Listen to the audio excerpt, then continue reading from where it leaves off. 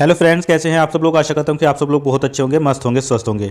दोस्तों, अगर आप दिव्यांगजन हैं या नॉन दिव्यांगजन हैं तो आज की इस वीडियो में मैं आप लोगों को बताने वाला हूं जो बिहार में इंटर लेवल की वैकेंसी आई है उसका फॉर्म किस तरीके से फिल करना है, वो भी बहुत आसान तरीके से, स्टेप बाय स्टेप, कुछ भी पॉइंट नहीं छोड़ूंगा। बहुत अच्छे से सब कुछ आपको यहाँ पर बताने वाला हूँ। जैसे कि दोस्तों आप लोग बहुत अच्छे से जानते हो कि बिहार में इंटर लेवल की लगभग 23,175 पोस्ट आई हुई है और इसके लिए सभी, कोई भी दिव्यांगजन हो या नॉन दिव्यांगजन हो, वो अप्लाई कर सकते हैं। आप बिहार से हो या अदर स्टेट से हो, आप इसमें अप्लाई कर सकते हो। रिजर्वेशन जो मिलेगा वो बिहार के ही दिव्यांगजनों को मिलेगा। अदर स्टेट वालों को एज अ जनरल क्वालिफाइड करना पड़ेगा। इसके फॉर्म फिल होना शुरू हो गए हैं 15 अक्टूबर 2025 से, और ये भी याद रखना कि 25 नवंबर 2025 तक इसके फॉर्म फिल किए जाएंगे। आप लोगों को ये भी पता है कि ये भर्ती सबसे पहले 2023 में आई थी, तब ये 10 या 12 हज़ार के आसपास पोस्टें थी। तो जिन लोगों ने 2023 में इसका फॉर्म अप्लाई किया था उनको अब दोबारा से अप्लाई नहीं करना है। अब क्योंकि वैकेंसी बढ़ाकर 23,175 कर दी गई है और ये अलग अलग 65 विभागों में ये वैकेंसियाँ है और इंटर लेवल की है। आपने केवल और केवल अगर इंटर किया है तो आप अप्लाई कर सकते हो। कुछ पोस्ट ऐसी है जिन पर टाइपिंग भी मांगी गई है, तो अगर आपने इंटर के साथ में आपके पास में टाइपिंग है तो उन पोस्ट के लिए भी अप्लाई कर सकते हो। बाकी अगर आपके पास में टाइपिंग नहीं है तो कोई दिक्कत नहीं है। बहुत सारी पोस्टें ऐसी भी है जिन पर कोई टाइपिंग नहीं मांगी गई है। थोड़ी सी उन लोगों के साथ में दिक्कत है जिन्होंने 2023 में फॉर्म फिल किया था, उनको अभी एडिट का ऑप्शन नहीं आया है। अगर एडिट का ऑप्शन इसमें आता है 25 नवंबर के बाद या 27 नवंबर के बाद तो मैं आपको ज़रूर बता दूंगा। और जितने नए स्टूडेंट है जो अब अप्लाई करेंगे, नए कैंडिडेट है, वो भी बहुत अच्छे से ध्यान रखना। इसमें कोई भी करेक्शन की डेट अभी इन्होंने नहीं बताई है, इसलिए जितना अच्छे से आप फिल कर लोगे उतना अच्छा है। इस वीडियो को पहले एक बार आप ध्यान से देख लेना, उसके बाद ही फॉर्म फिल करना। बाकी दोस्तों, इसमें किस विभाग में कितनी वैकेंसी है, दिव्यांगजनों की कितनी वैकेंसी है, कौन कौन दिव्यांग अप्लाई कर सकते हैं, कौन नहीं कर सकते हैं, इससे रिलेटेड मैंने पहले ही वीडियो बनाकर अपलोड कर दी है। उसका लिंक इस वाली वीडियो के डिस्क्रिप्शन में दे दूंगा आपको।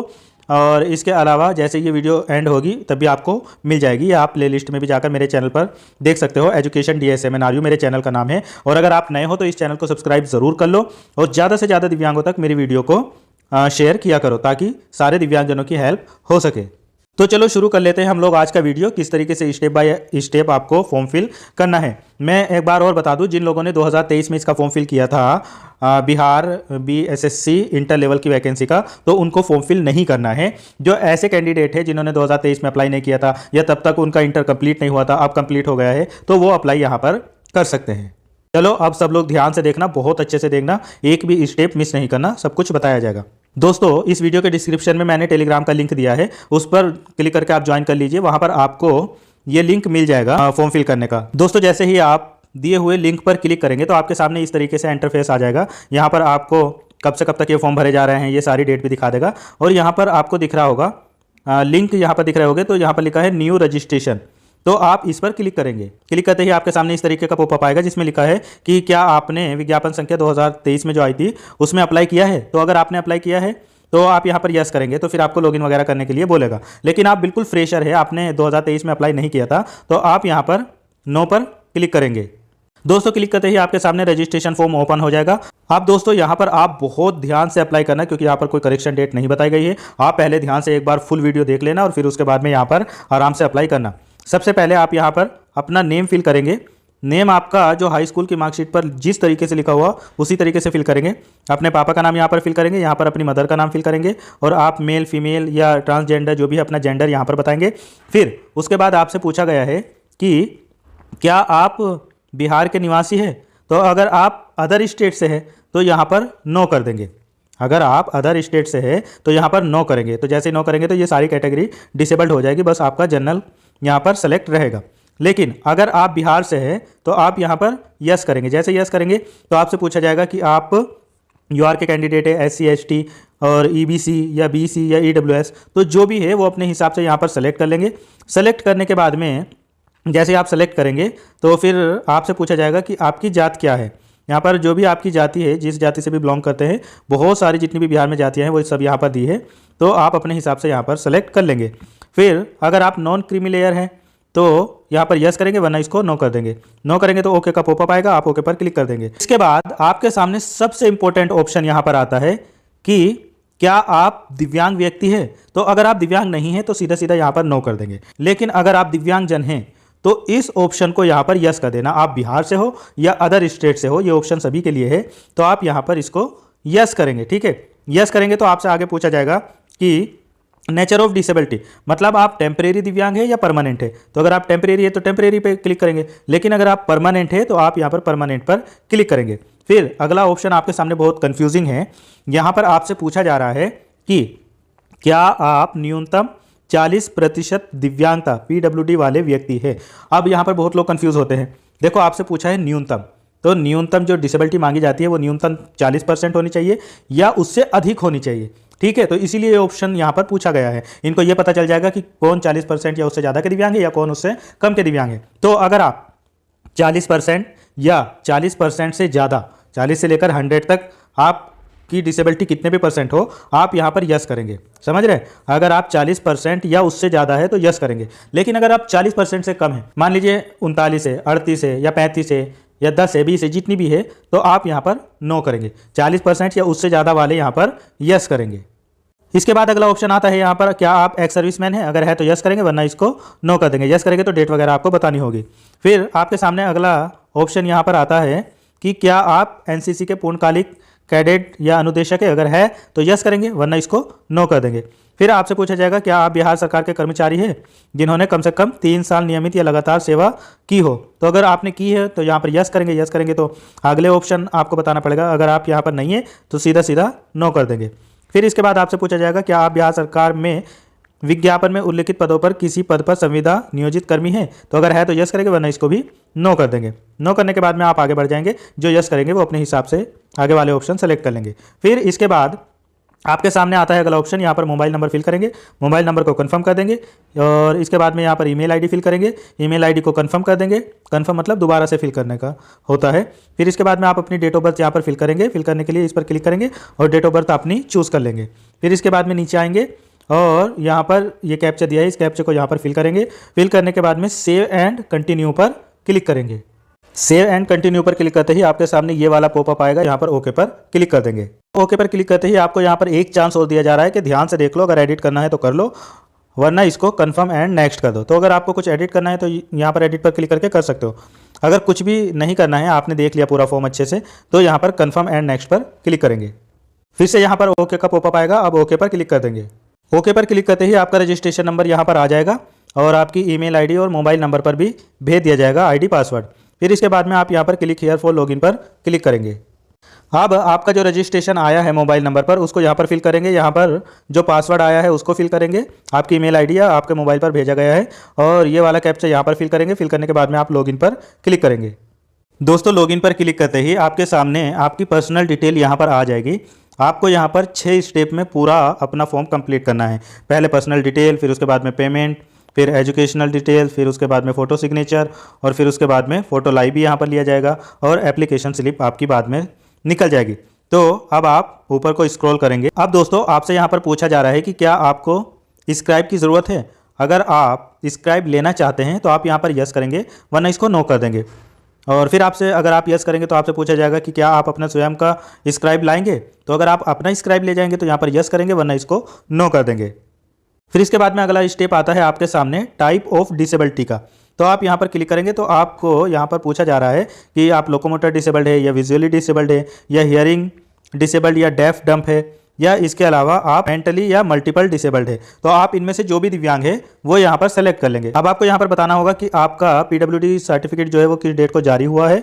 आपका जो डिसेबिलिटी सर्टिफिकेट है उसका नंबर क्या है। अगर आपके पास में UDID है तो UDID नंबर भी यहाँ पर फिल कर सकते हैं। अगर आपके पास में ऑफलाइन वाला है तो उस पर भी रजिस्ट्रेशन नंबर होता है, वो यहाँ पर फिल कर सकते हैं। फिर ये तो आप पहले ही फिल कर चुके हैं। इसके बाद में ऊपर को स्क्रॉल करेंगे। स्क्रॉल करने के बाद में आपसे पूछा जा रहा है आपकी नेशनलिटी क्या है। तो आप यहाँ पर इंडियन चूज़ कर लेंगे। फिर do you have Aadhaar card. तो अगर आपके पास में आधार कार्ड है तो यस करेंगे, वरना इसको नो करेंगे। यस करने के बाद में आधार नंबर यहाँ पर फिल करेंगे। फिर आप पेपर वगैरह में कौन सी आईडी ले जाएंगे वो यहाँ पर बताएंगे। इसमें भी आप अपना आधार कार्ड या voter ID card, driving licence वगैरह ले जा सकते हैं। यहाँ पर भी आधार कार्ड फिल कर सकते हैं। आधार कार्ड का नंबर यहाँ पर फिल कर देंगे या जो भी आप ID ले जाना चाहेंगे उसका नंबर यहाँ पर फिल कर देंगे। फिर यहाँ पर उम्मीदवार के पहचान चिन्ह, मतलब आपके शरीर पर कोई तिल है या कटफिटी का निशान है, वो यहाँ पर लिख देंगे। अगर आपको कभी किसी कमीशन द्वारा डिमांड किया गया है तो यहाँ पर यस करेंगे, वरना इसको नो करेंगे। यस करेंगे तो कमीशन का नाम भी लिखेंगे और कब से कब तक किया गया है ये भी आपको बताना पड़ेगा।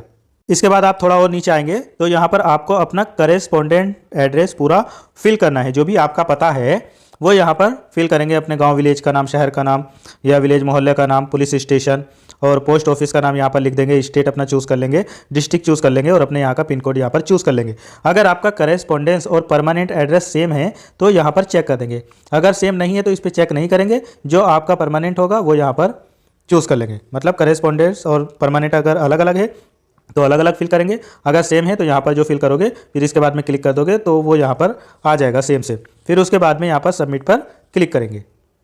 इसके बाद आपके सामने फिर से ओके का पॉपअप आएगा, यहाँ पर ओके पर क्लिक कर देंगे। ओके पर क्लिक करते ही आपकी डिटेल जो है वो सेव हो जाएगी। अब आपको पेमेंट करना है, इसके लिए आप नीचे जाएंगे, यहाँ पर आपको ऑप्शन मिलेगा प्रोसीड फॉर पेमेंट, इस पर क्लिक करेंगे।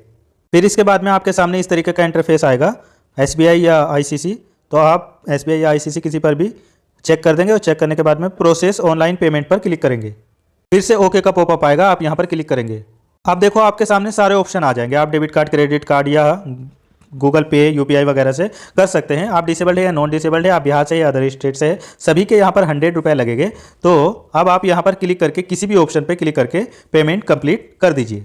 दोस्तों मुझे पूरी उम्मीद है आपने पेमेंट अच्छे से कर लिया होगा और आपका पेमेंट हो गया होगा। पेमेंट होने के बाद में आपके पास में इस तरीके से आएगा, your online payment successfully proceed. अब आप नीचे आएंगे और यहाँ पर देखेंगे आप प्रिंट पेमेंट स्लिप कर सकते हैं, अगर चाहो तो इसका भी प्रिंट लेकर रख सकते हो, वरना आप यहाँ पर सेव एंड नेक्स्ट पर क्लिक करेंगे। दोस्तों इसके बाद आपके सामने स्टेप 3 आ जाएगा, जिसमें आपको अपनी क्वालिफिकेशन बतानी है। तो सबसे पहले आप 10th के बारे में बताएंगे, यहाँ पर क्या क्या सब्जेक्ट है आपके 10th में ये बताएंगे, अपने बोर्ड, यूनिवर्सिटी या इंस्टीट्यूट का नाम बताएंगे, यहाँ पर बोर्ड का नाम बता देंगे, मान लीजिए यूपी बोर्ड, बिहार बोर्ड या जिस भी बोर्ड से आपने किया है, CBSE वगैरह जो भी, वो यहाँ पर फिल कर देंगे। उसके बाद में टोटल मार्क्स कितने थे और टोटल मार्क्स में से आपको कितने मार्क्स मिले, ऑब्टेन मार्क्स कितने थे ये बताएंगे। मान लीजिए हाई स्कूल में 600 में से जितने भी नंबर आपको मिले हो, या CBSE वगैरह में से अगर 500 में से टोटल मार्क्स में से मिलते हैं तो यहाँ पर टोटल मार्क्स लिख देंगे, यहाँ पर ऑब्टेन मार्क्स लिख देंगे, परसेंटेज अपने आप आ जाएगा।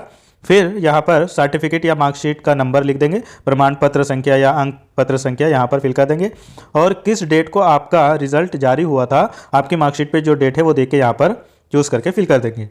इसी तरीके से फिर आप अपना इंटर का यहाँ पर बताएंगे, और इंटर में आपको सेलेक्ट करना होगा कि आपने जो 12th है वो साइंस साइड से किया है या कॉमर्स से या आर्ट्स साइड से या पॉलिटेक्निक 3 इयर्स का किया है या 12th के इक्विवेलेंट में कुछ और किया है, तो अदर का ऑप्शन चूज़ करके लिख सकते हैं। मान लीजिए आपने 12th इंटरमीडिएट आर्ट्स से किया है तो आप यहाँ पर आर्ट्स सेलेक्ट कर लेंगे।